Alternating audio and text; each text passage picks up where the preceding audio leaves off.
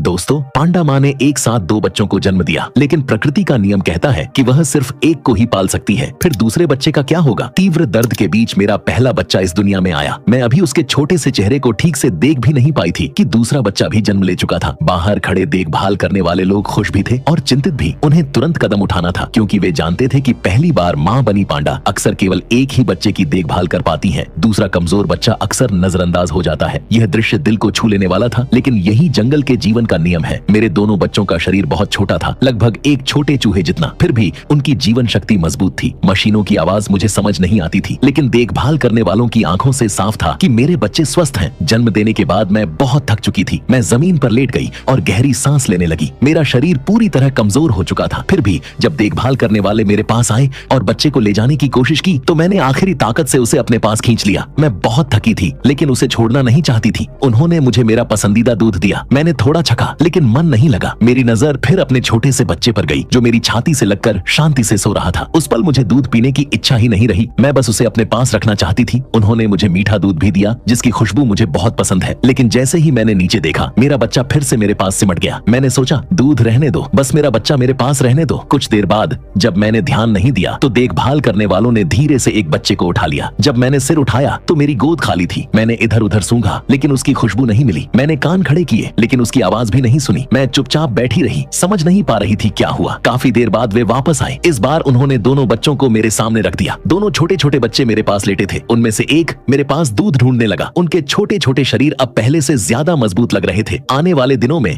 मैं अपने दूध और गर्माहट से इन दोनों बच्चों की देखभाल करूंगी, और बाहर खड़े इंसान 24 घंटे हमारी निगरानी करेंगे। वे डरते हैं कि कहीं मैं पलटकर बच्चों को दबा न दूं, या थक कर किसी एक को नजरअंदाज न कर दूं। इस छोटे से कमरे में माँ का प्यार और जिम्मेदारी मिलकर इन दो नन्हे जीवनों की रक्षा कर रहे हैं।